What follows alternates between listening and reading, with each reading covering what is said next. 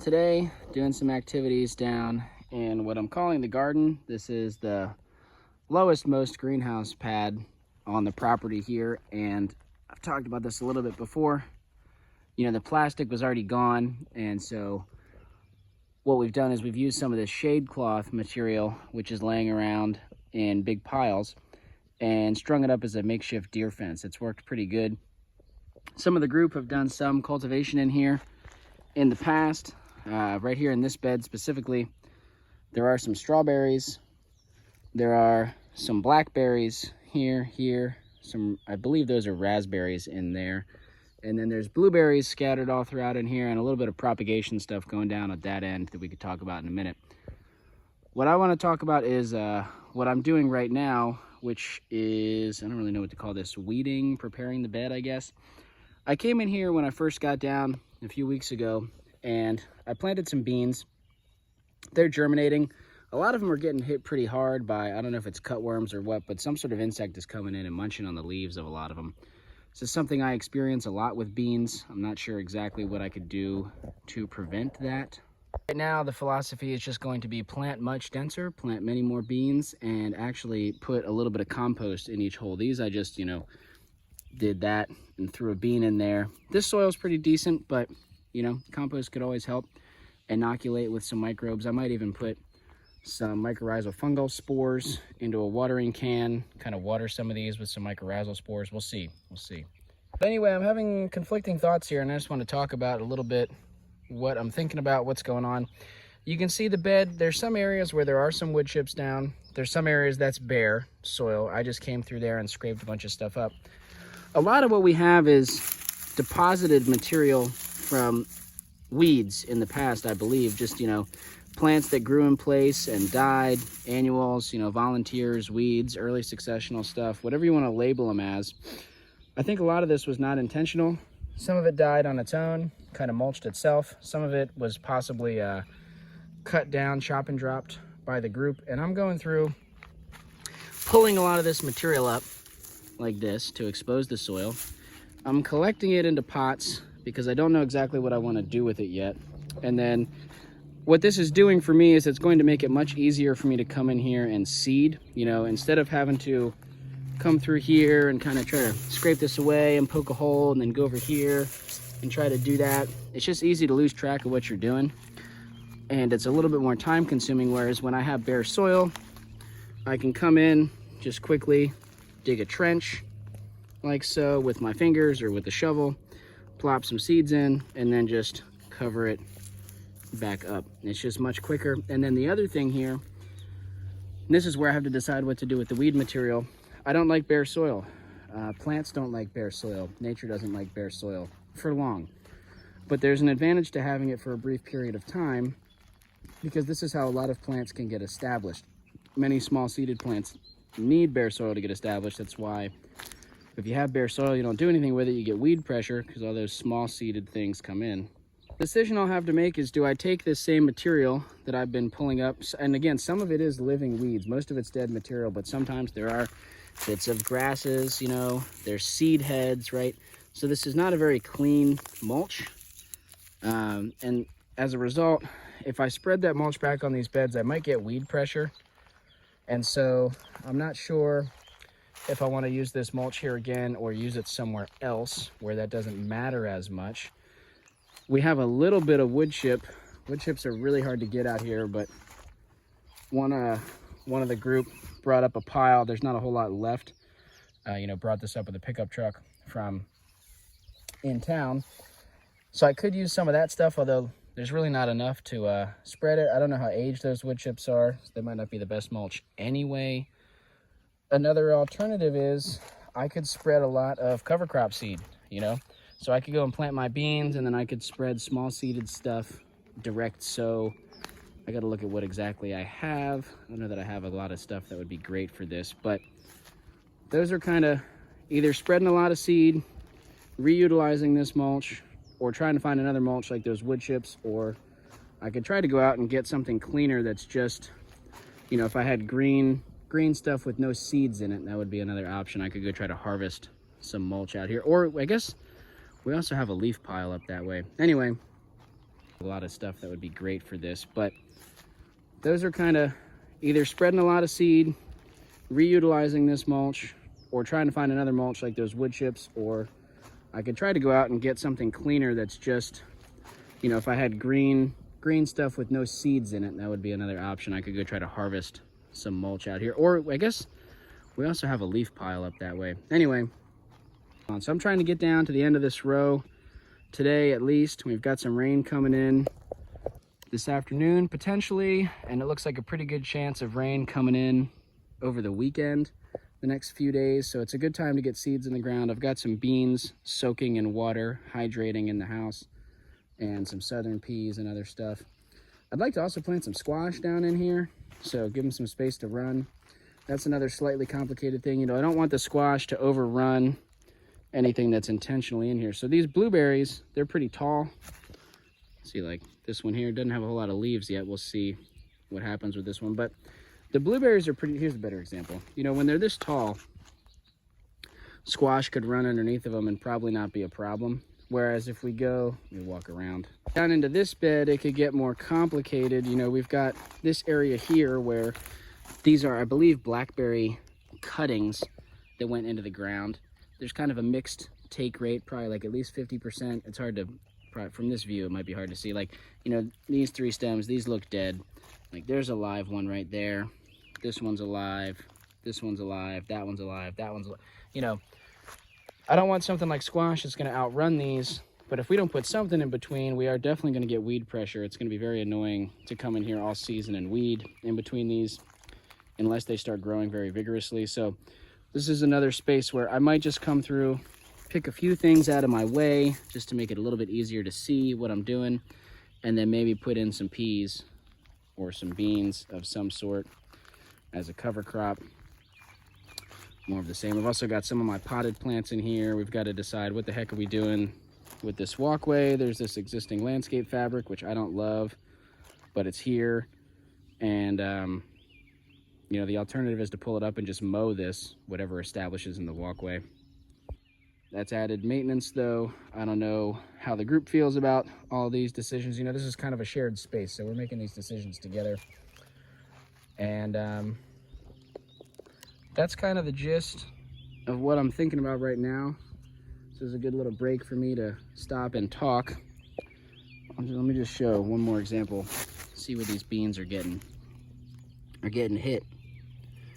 This one is okay looking. It's not the greenest color, but this one right next to it, nibbled.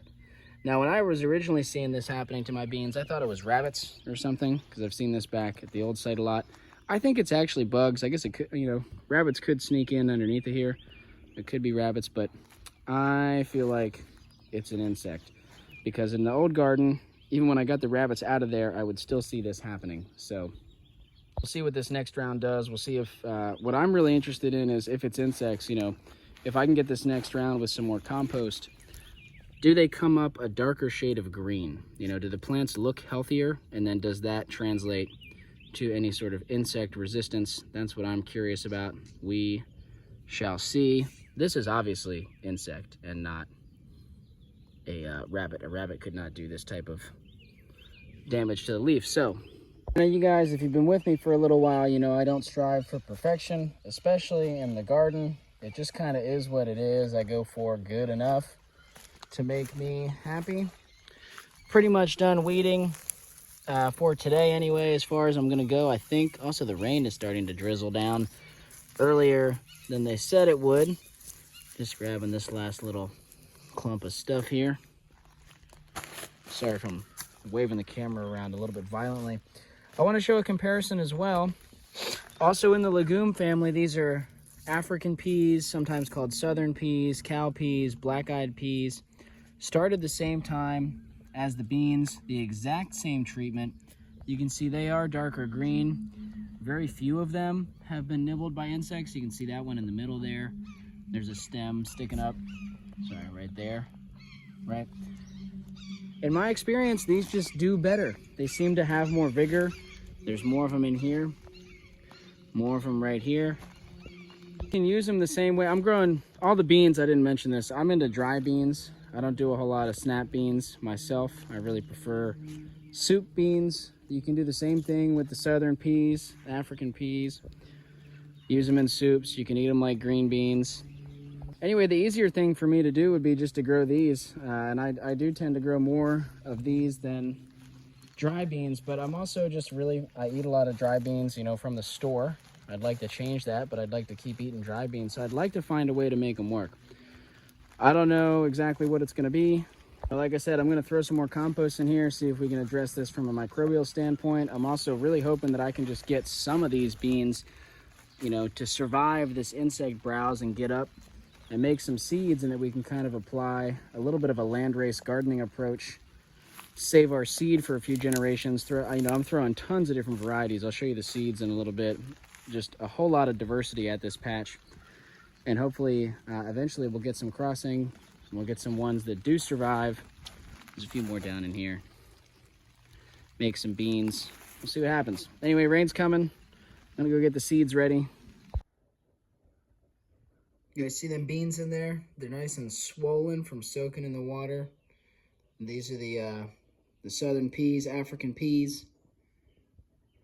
They're also swollen. Here's my finger for size reference. I've only had these soaking for like 4 or 5 hours. You could definitely soak them longer. I would say like I try to go for like 8 to 12. But you know, these are gonna go in about 4 or 5 hours today. I know people that do soak them longer. I would go definitely 24 hours or less. I wouldn't go any longer than that. I got some mycorrhizal sample that I got for free with the order of seeds I placed somewhere a while ago. I don't really keep this stuff on hand. It's something that's cool. I'd like to maybe experiment with mycorrhizal spores more, but we're just gonna dump some of this into the water. And then I'm gonna sprinkle some worm compost in here, mix it all up, give it another 30 minutes, and then plant seeds. You can see the gist of what's going on here. I dug some holes, popped some seeds in, throw some compost in, dig a little trench like this. I'm gonna follow the trench down. Should be somewhat easy to see.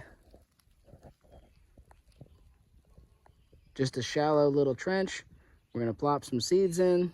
Take this compost, which is basically just food waste and wood chips and leaves. It's been sitting in a static pile for a little over a year. And we're gonna plop some of this down. I'm not screening it. If there's really big chunks, I'll take them out. You know, something like that. Getting my phone nice and dirty, but it's worth it.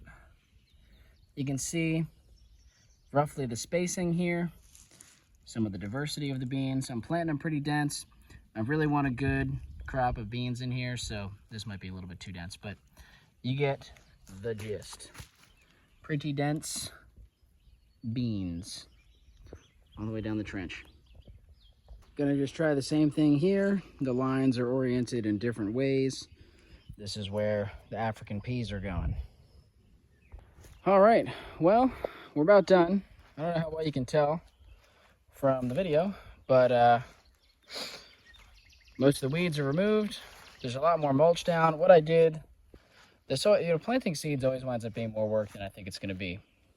I just came in with a really light dusting of wood chip mulch. This is definitely not gonna be enough to prevent any weeds. Whoa, big clump of clay. Let's break that up. Anyway, this is definitely not going to be enough to prevent weeds from germinating, but the hope is that this is going to protect the soil from compaction at least a little bit, help prevent excessive evaporation from happening as the seeds are germinating. Also, it's just an aesthetic thing for me. It makes me feel like I did something. But if we don't get good germination and fast growth, we will have weed pressure in here pretty bad. So we'll see what happens. Like I said, this mulch is definitely not thick enough to prevent weeds. It might slow down some of the smallest seeds, but a lot of weeds will have no problem poking through this very thin dusting of mulch. But it's what we've got, and it's gonna have to do. I think it's better than nothing. So still got to address cleaning up the pathways. You know, if I can find more mulch, top off more mulch, or figure out what to do with this. I don't know if these were intentionally planted or not, so I didn't want to dig these up. They look like some sort of iris or something. We've got these last little ends of the beds that are still weedy. I didn't want to tackle too much today. You know, kind of once I make bare ground, I want to get it planted. And as I've mentioned, the rain's coming in. I've also got some other stuff to do. And I'm not feeling 100% today. I don't know if that comes across in the video, but definitely not feeling 100%. Feeling a little sluggish. I would like to maybe plant some squash down here. I'm also not that worried about getting all of it done because I would like to plant some tomatoes. I need a place to do that. So, you know, I could plug tomatoes in here in a little bit or find another spot for them. Or, you know, if these beans and peas fail, I could put tomatoes and flowers and all sorts of things down in here. So we'll see if I feel like tackling any of this today. I'm really not sure. Well, I'd have to look back at the dates on some of my clips to tell you how long it's been since I planted these seeds, but it can't have been more than, it's definitely less than a week. And just wanted to take a quick look through what things are looking like. Some of the beans that I had planted before are starting to grow. Some are still getting nibbled by insects, right? That's kind of is what it is. And then you can see slowly the next round is waking up, right? It's very exciting. If we flip over to the other side of the bed, I can show you examples of how these African peas are just more vigorous. You can see planted at the same time, many of the African peas are already leafed out. They are darker green in color. You can see more of them here. Bam, bam, bam. Right here, we're gonna have a very close-up comparison, right? Here's a bean that was planted earlier. Then these were African peas. You can tell the beginning leaves are a little bit different. Very dense. I might do a little bit of thinning in here, we'll see. There's still a lot of beans that are yet to wake up. Hopefully they will. We'll see how it goes. If they don't wake up, I've got plenty more seeds. I've got some other stuff started in little flats. The berry production here is looking very satisfying. We've got some blackberries. Some of these blueberry bushes are gonna have a decent crop. Even though it's a relatively small bush, that's a lot of berries for one little sucker. And then down here, the raspberries. Looking like we're definitely gonna get some good raspberries. All right.